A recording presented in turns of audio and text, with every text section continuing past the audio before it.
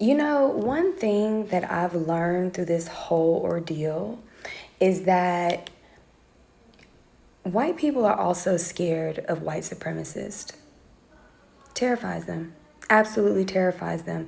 The fact that y'all, the same white supremacists who called me and called my boyfriend's church and threatened us and sent death threats and racist death threats and just all that and sending letters and doxing us and all sorts of stuff or whatever. These are the same people who sent threats to the mayor. These are the same people who sent threats to Princeton. And it's very, very obvious that these are absolute white supremacists because everything that they've said has been based in racism.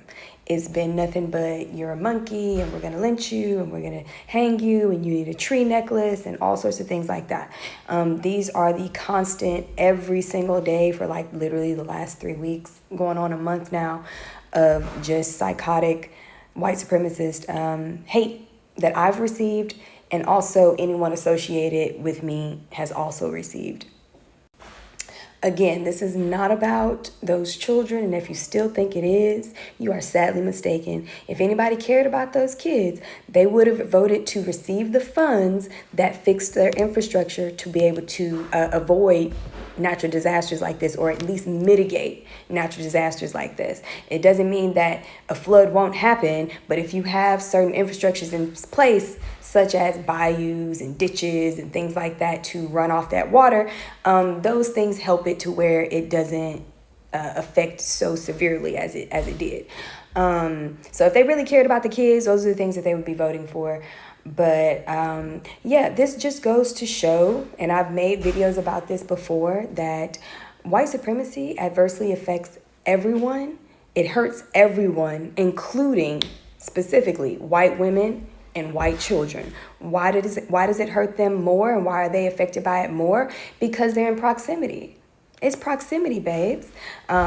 Domestic violence for white women, the whole trad wife thing, and getting y'all trapped in these crazy ass marriages or whatever where you don't work and you don't have education and all you do is raise kids, and if you for some reason want to get out of that, now you're stuck out here with nothing, right?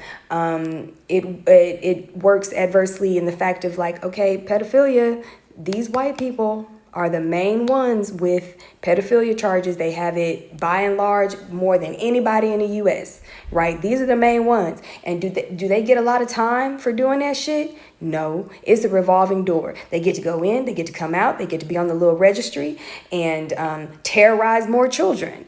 This is really about white supremacy, y'all. And whether you like it or not, know it or not, want to agree with it or not, that's just what it is.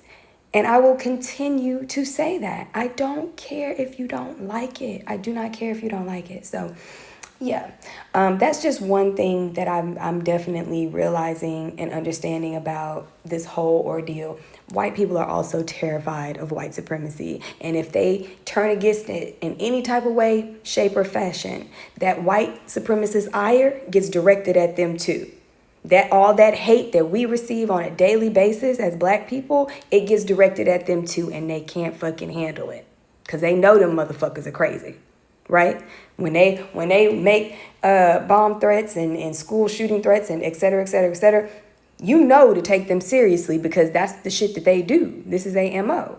So, yeah, I just wanted to put that out there, that's something that I've learned while going through this whole process of receiving racist and white supremacist hate, basically.